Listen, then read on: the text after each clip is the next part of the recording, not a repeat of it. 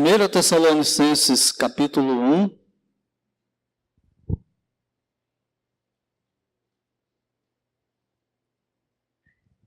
Vamos fazer a leitura de pé, por favor, os que puderem. 1 aos Tessalonicenses capítulo 1, versículos de 2 a 5, que diz assim: Damos sempre graças a Deus por todos vós, mencionando-vos em nossas orações e, sem cessar, recordando-nos diante do nosso Deus e Pai, da operosidade da vossa fé, da abnegação do vosso amor e da firmeza da vossa esperança em nosso Senhor Jesus Cristo, reconhecendo, irmãos, amados de Deus, a vossa eleição, porque o nosso Evangelho não chegou até vós tão somente em palavra, mas, sobretudo, em poder no Espírito Santo e em plena convicção, assim como sabeis ter sido o nosso procedimento entre vós e por amor de vós. Oremos. Senhor, nosso Deus, nosso amado Pai, mais uma vez nós entramos na Tua presença santa em oração neste culto, através da obra redentora dos méritos do Senhor Jesus Cristo. E agora, Pai, com a Tua palavra aberta, nós te rogamos que o Senhor nos abençoe, nos iluminando com o Teu Espírito Santo. Que esta pregação seja no poder e na direção dEle, que Ele aplique a Tua palavra conforme a Tua vontade em cada coração nesta noite, para a Tua honra, para a Tua glória e para o nosso bem. Pois é no nome santo do Senhor Jesus que oramos. Amém. Podemos assentar-se? Nós já vimos então que o apóstolo Paulo chegou a Tessalônica no ano 49 ou 50 depois de Cristo, ali chegando com o evangelho na Europa. Tessalônica era uma cidade de 200 mil habitantes naquele tempo, habitada principalmente por romanos, por gregos, por judeus e por demais outros povos na minoria. Mas esses outros eram os principais. Ele foi hostilizado na cidade de Tessalônica e parece que ele ficou lá apenas 3 semanas, como nós já vimos. E por ele então ter que sair de lá, por causa da perseguição, ele foi até chegar na cidade de Corinto, também na Grécia. E lá de Corinto, ele enviou Timóteo, um membro da equipe missionária dele, até Tessalônica para ver o que estava acontecendo lá. E depois Timóteo volta com um relatório para Paulo do que estava acontecendo em Tessalônica e parece também que com algumas perguntas. Então a primeira carta aos Tessalonicenses e a segunda de Paulo também aos Tessalonicenses é a resposta dele a essas perguntas e as orientações em vários assuntos que nós vamos ver aí através do estudo. E nós já vimos a saudação abençoadora do apóstolo Paulo no versículo 1, que foi a pregação passada. E no versículo 2, Paulo escreve que a equipe orava pela igreja. A primeira coisa que ele fala para a igreja é essa notícia que ele está dando, que a equipe missionária que fundou a igreja continuava orando pela igreja. Olha aí de novo o versículo 2. Damos sempre graças a Deus por todos vós, mencionando-vos em nossas orações e sem cessar. Ou seja, parece que o que Paulo está dizendo aqui é que toda vez que a equipe se reunia para orar, eles lembravam da igreja de Tessalônica. E como isso conforta o coração dos salvos. Saber que tem alguém orando por nós. Principalmente quando nós estamos enfrentando alguns problemas. E dizem que o que nos impede de orar não são as coisas ruins, são as coisas boas. E quando nós temos problemas, aí a gente se pega em oração, se apega à oração. Mas quando está tudo bem, a gente acaba esquecendo de orar. E é muito bom, então, saber que tem alguém orando por nós. Eu tinha uma irmã em Uberaba, que quando a gente estava no Acre e voltava de férias para Uberaba, numa das vezes na casa dela, ela chamou, conversando comigo e com a Raimunda, ela mostrou o caderninho dela de oração que ela tinha todo dia, e mostrou o nosso nome lá, o nome da nossa família. E falou, eu tenho como ministério orar por vocês todo dia, e oro por essa lista aqui, ó. E muitas vezes, quando eu estava no Acre, enfrentando problemas, eu lembrava disso. E aquilo me motivava, aquilo me animava. Então, isso fez a mesma coisa. É por isso que Paulo está falando para eles. Nós estamos orando por vocês sem cessar.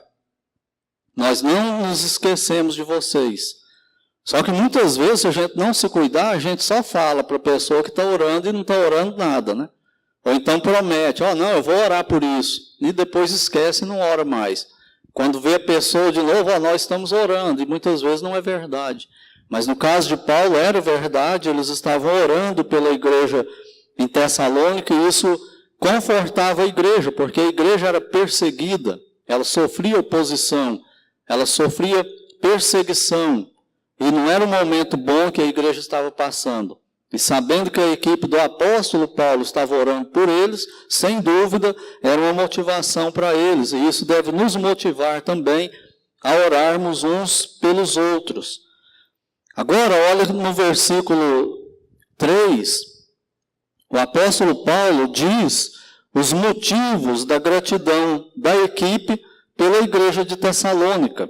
Ele diz assim, recordando-nos, isso aí, pelo que está escrito no original, poderia ter sido traduzido também por reconhecendo diante do nosso Deus e Pai. O quê? Então agora ele vai falar o que continha na oração deles, pelo que eles oravam, o que levava eles a orarem pela igreja de Tessalônica. E esses motivos é o título, o tema da pregação que eu estou trazendo hoje. Características de uma igreja fiel e saudável. Será que nós somos? Aqui nós somos uma igreja batista regular do Calvário, no bairro Saraiva, em Uberlândia, Minas Gerais. Será que nós somos uma igreja fiel e saudável ao Senhor? Agora é claro, né? Para que uma igreja local seja coletivamente fiel e saudável, cada membro precisa ser fiel e saudável. Senão não existe igreja fiel e saudável. Então a pergunta também é, você é um crente fiel e saudável ao Senhor? Se você você vai ter essas características. Se a nossa igreja nós vamos manifestar essas características. Se não temos, nós não somos. Se você não tem, você não é. Se eu não tenho, eu também não sou. Então vamos analisar isso. Quais são essas características de uma igreja fiel e saudável? Principalmente, ou pelo menos 4 características nesses 4 versículos que nós lemos aqui hoje à noite. Primeira característica de uma igreja fiel e saudável, ela manifesta uma fé operante. Diz aí no versículo 3 que eles oravam agradecendo a Deus pela operosidade da vossa fé. O que significa isso? Essa fé operante. Significa uma fé que produz serviço. Uma fé que faz com que o crente sirva outras pessoas. Ou seja, obras. É uma fé que produz obras. Não é as obras que produz fé ou salvação. É a fé que produz a salvação e as obras. E sem isso, não existe conversão. Isso é uma coisa que Deus coloca na igreja, é uma coisa que Deus coloca, Deus, o Espírito Santo, produz isso nos salvos. Significa que eles evangelizavam, mas também eles viviam o que eles pregavam, ou seja, eles ajudavam, eles serviam na sociedade no dia a dia deles. Só que não é que a igreja funcionava como uma ONG. É que a igreja, através dos seus membros, onde eles estavam, eles eram crentes operantes, eram crentes atuantes, não era só de conversa. A conversa deles era seguida de obras. É isso que significa essa fé operante, operosidade da vossa fé. Para ajudar a gente a entender, Tiago fala disso com mais detalhe. O que é essa fé? Do que Paulo está falando aqui, que tinha na igreja e que é uma característica de igreja fiel e saudável. Tiago, capítulo 2. Tiago, capítulo 2, versículos 14 a 18. Tiago, capítulo 2, versículos 14 a 18, diz assim: Meus irmãos, qual é o proveito se alguém disser que tem fé, mas não tem obras? Qual a resposta para isso? Isso aí é uma pergunta retórica, não é? A resposta está na própria pergunta e é óbvia. Qual é o proveito se alguém disser que tem fé, mas não tem obras? Proveito nenhum. A resposta é essa. Não tem nenhum proveito. Pode, acaso, semelhante fé salvá-lo? Isso não é salvação, fé do Evangelho. Não é fé do Espírito Santo. A fé de Deus, a fé que vem com a salvação, ela faz obras aparecerem. Não fica só em teoria, só em conversa. Mas ele continua, olha o versículo 15. Se um irmão ou uma irmã estiverem carecidos de roupa e necessitados do alimento cotidiano, e qualquer dentre vós lhes disser, ide em paz, aquecei-vos e fartai-vos, sem contudo lhes dar o necessário para o corpo, qual é o proveito disso? Vou orar por você.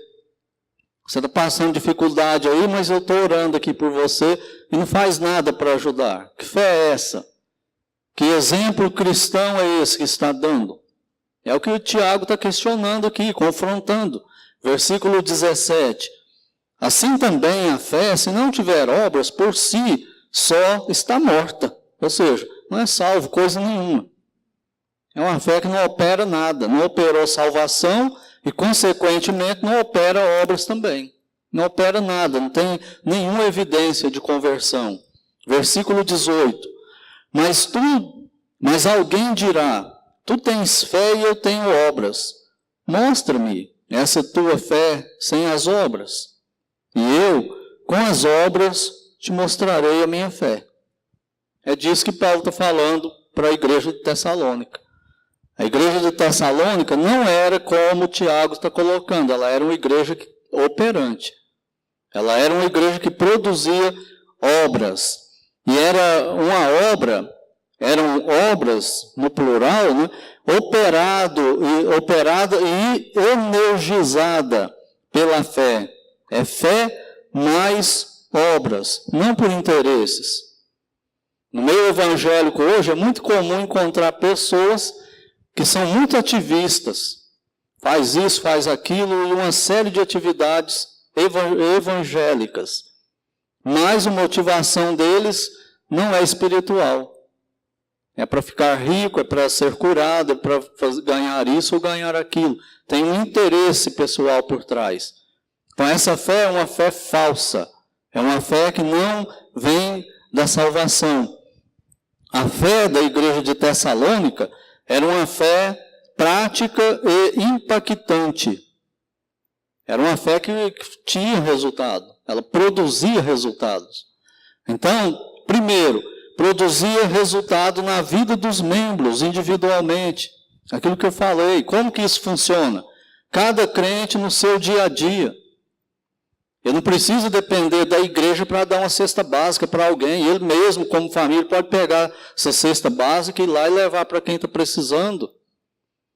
Sem estar esperando nada em troca. Não é para dar uma cesta básica para você ir na minha igreja. Não é isso, é fazer o bem por fazer o bem. E pregar o evangelho para a pessoa também, para a família. Mas não é uma troca. Isso aí é com Deus. A nossa parte é fazer a obra. Sem tocar trombetas, sem contar para ninguém. Não precisa disso. Você pode ajudar instituições aí, filantrópicas, e ninguém saber. E a igreja também pode fazer isso sem tocar trombetas e pôr na televisão e contar para outras igrejas o que ela está fazendo. Então, se os membros tiverem esse costume, isso vai aparecer na vida da igreja. Mas se não tiver esse costume, a igreja não vai fazer coletivamente, só porque é igreja. Uma prova disso são campanhas que são feitas em igrejas, na nossa, em outras também. A dificuldade que é. Vamos arrecadar uma cesta básica. Quanto? 50 pessoas arrecadam de cesta básica. 10 sacolinhas de supermercado, cada sacolinha com um item dentro. Por que é assim? Porque não tem o costume. Fora daqui. Então, se não tem isso lá, não vai aparecer na igreja. Se tem irmãos que estão envolvidos nisso, isso vai aparecer na vida da igreja também, porque eles vão trazer isso para a igreja e vão motivar os outros a fazerem também. Mas se não tem, fica tudo paralisado. Então é fé e obras. A pessoa evangeliza e atua. Evangeliza e atua. E também não precisa sair contando para os outros que evangelizou 50 pessoas por mês. Ele evangeliza. Isso é natural. Não precisa tocar trombetas. Mas não é só o evangelismo. Tem que ter o evangelismo verbal e o evangelismo prático, com obras. Aquelas obras que vão confirmar tudo aquilo que nós estamos falando que o evangelho faz. Vai aparecer na nossa vida. Se não aparecer, não tem resultados. Não há conversão, não há impacto.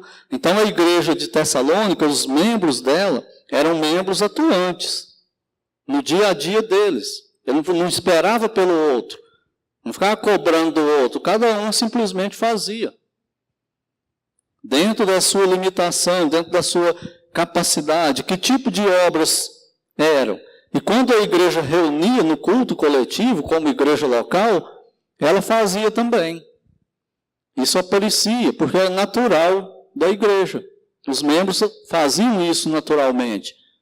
Não era uma coisa que era feita só em conjunto, quando estava a igreja reunida. E que tipo de obras eram? O próprio livro, aliás, o próprio Paulo, fala disso. Olha em 2 Tessalonicenses, capítulo 2, o último versículo. 2 Tessalonicenses 2, versículo 17. Consolem o vosso coração e vos confirmem em toda boa obra e boa palavra. Que obra? Toda boa obra. O que é uma boa obra? Quando a gente faz boas obras? Quando as oportunidades aparecem. Mas não é verdade que, por exemplo, quando tem um inverno, tem várias igrejas, várias entidades que arrecadam roupa e blusa e etc. para distribuir para os moradores de rua e pobres. E igrejas batistas, principalmente batistas regulares, fazem isso. Quando tem uma catástrofe na cidade, a igreja se mobiliza para ajudar. Fica só na teoria. Não sai da teoria para a prática. Então é isso que Paulo está falando aqui. Toda boa obra, toda obra que for promover o bem de alguém, a gente tem que aproveitar a oportunidade e participar. Mas tem outro tipo de obra, que a igreja também era operante nela, talvez mais, talvez o carro-chefe das boas obras dessa igreja era esse, missões. Volte para o capítulo 1 e olha o versículo 8. 1 Tessalonicenses 1:8. Porque de vós repercutiu a palavra do Senhor, não só na Macedônia e Acaia, mas também por toda parte se divulgou a vossa fé para com Deus, a tal ponto de não termos necessidade de acrescentar coisa alguma. Ou seja, esta igreja pequena, nova, menos de um ano de vida, ela já estava levando o evangelho para outras cidades, fundando outras igrejas. E a repercussão da fé deles se espalhava. A tal ponto que Paulo fala que não precisava deles falar nada sobre isso. Por isso que ela é uma das igrejas mais missionárias da história da igreja, desde Atos, capítulo 2, é a igreja de Tessalônica. Ela se torna uma igreja missionária. Mas eu não quero falar muito sobre isso, porque essa é a próxima pregação, né? Então, a primeira característica de uma igreja fiel e saudável é que ela manifesta uma fé prática, uma fé operante. Segunda característica, ela manifesta um amor abnegado. Ainda no versículo 3, a abnegação do vosso amor. Os comentaristas dizem que essa tradução de João Ferreira de Almeida, a palavra que ele usa aí para abnegação, não foi a melhor escolhida, que ele não teria sido muito feliz ao colocar essa expressão aí, essa palavra. Por quê? Porque para nós, abnegação significa um sacrifício pessoal, aquela coisa assim, quando a gente se abdica de fazer isso em prol daquilo. Eu me privei disso aqui, então você tem um certo sofrimento para fazer uma outra coisa. Isso é abnegação. Mas não é isso que Paulo está dizendo aqui só. Vai além disso. O termo que está lá significa coisa além disso. O que significa? Significa um trabalho exaustivo e paciente para esperar e para continuar trabalhando. Não desanima. Então, essa abnegação do vosso amor significa isso, que independente da oposição que a igreja sofria, independente da perseguição que a igreja sofria, dos confiscos dos bens, prisões e tudo mais, eles ainda continuavam, porque eles tinham um amor abnegado. Ou seja, era um amor a tal ponto que fazia com que eles permanecessem. Eles não desistiam facilmente, eles perseveravam, eles continuavam. O amor deles a Deus é o que os fazia continuar. A fé verdadeira produz esse amor verdadeiro. E esse amor verdadeiro faz essa fé aumentar. Essa fé prática aumentando produz o aumento ainda maior desse amor verdadeiro.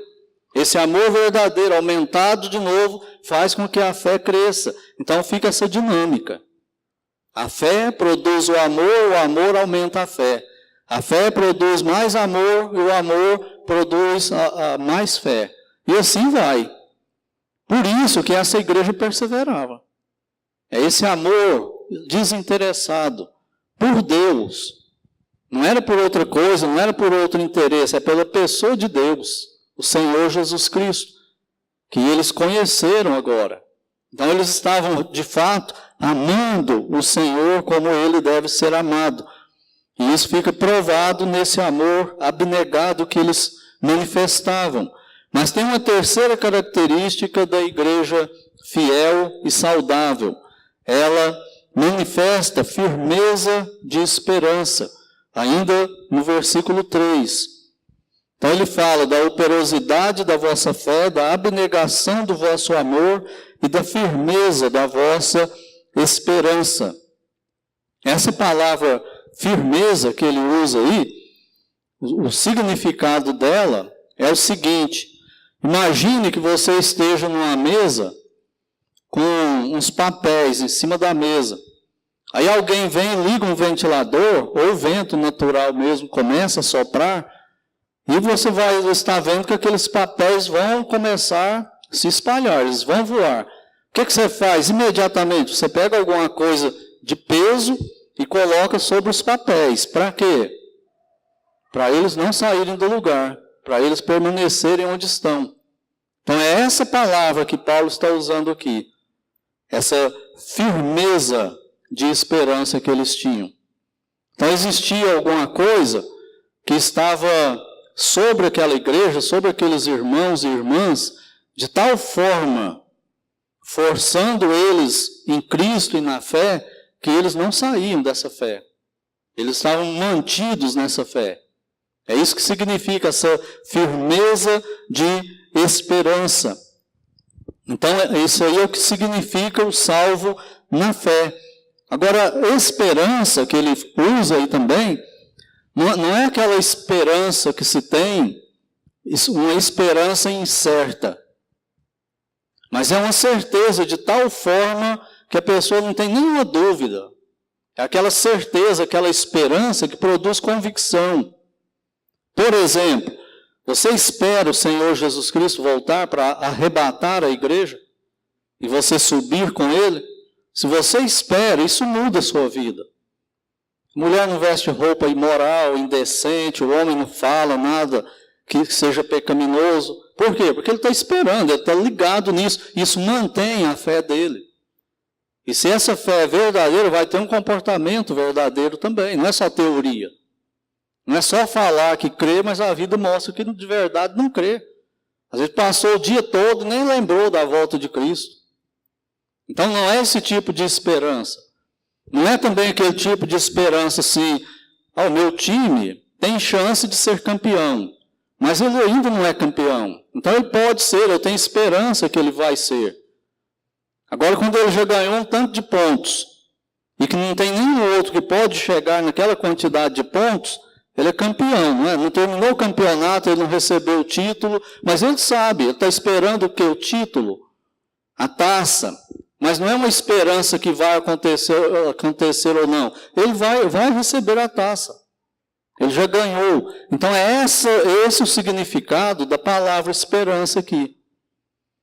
Essa firmeza que eles tinham nas coisas que eles ouviram, dos ensinos que Paulo, Timóteo e Silas deixaram para eles do Evangelho, o Espírito Santo colocou isso de tal forma no coração deles, que isso era o peso que firmava eles na fé, que motivava eles a continuar contra tudo e todos. Isso é o que o povo não entende do crente verdadeiro. Ele passa por cima de doença, ele passa por cima de câncer. Não é que ele cura, não.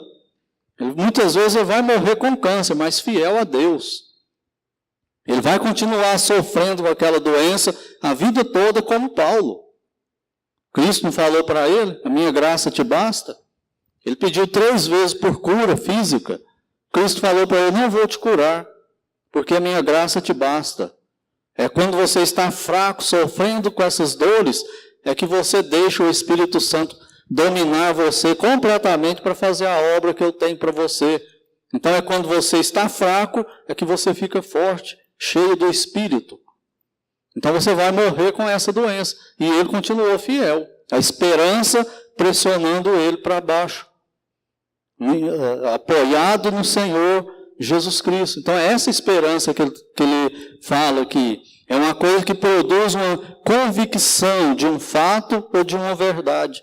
Ninguém tira aquilo do seu coração. Você vai agir de acordo com aquilo. Porque isso te prende na fé. Nada vai mudar. Você pode ser preso. Quem lê o livro aí, o Torturado por Sua Fé, é aquilo ali que Paulo está falando. Apanhar todo dia. Arrancar a unha com alicate sem anestesia. Tomar coronhada de rifle na boca e quebrar os dentes todos. Nega o seu Senhor. Isso não faz a menor diferença para ele. Ele continua. Tomar choque. Ser colocado num lugar com 60 graus negativos só com cobertor. Nega o seu Senhor e nós vamos mudar tudo isso aí. Isso aí não é nada para mim comparado com ele. Entendeu? Isso é convicção. É essa esperança que Paulo está orando. Por isso que Paulo está orando pela igreja agradecendo a Deus por aquela igreja. Isso não é uma igreja que você encontra todo dia desse jeito. Mas aquela ali nasceu desse jeito. Que bênção que era. Agora, tudo isso, a fé operante, o amor abnegado e a firmeza da esperança, era no quê? Olha o final do versículo 3. Em nosso Senhor Jesus Cristo. Irmãos e irmãs, isso é que faz toda a diferença. Quem é o Senhor Jesus Cristo para você? Você troca ele por trabalho? Por ganhar um pouco mais, por ter um diploma? Você troca ele por preguiça, por chuva, por qualquer coisa, desobedece? Eles contemplaram o Senhor Jesus na beleza da sua santidade, de verdade. E era isso que fazia com que essa igreja fosse diferente. Fosse o que ela foi. E por isso nós estamos colhendo os frutos dela até hoje. Então era aquela admiração que tinham pelo Senhor Jesus. Acontecesse o que fosse na igreja, eles continuavam fiéis por causa do Senhor Jesus. Como eu falei, igreja perseguida. Não era uma igreja como nós. Mas hoje o crente, por qualquer bobagem, ele falta do culto, ele abandona a igreja, ele sai da igreja. Claro que tem que sair mesmo se for por pecado, se for por heresia, que a igreja vai por esse lado. Mas antes de sair, você tem que lutar. Você tem que fazer o seu papel, você tem que chegar em assembleia e falar, e expor o pecado, denunciar. Se a igreja volta e quer continuar com o pecado ou com a heresia, eu falo, então, irmãos, eu sinto muito, mas eu estou saindo, vou procurar outra.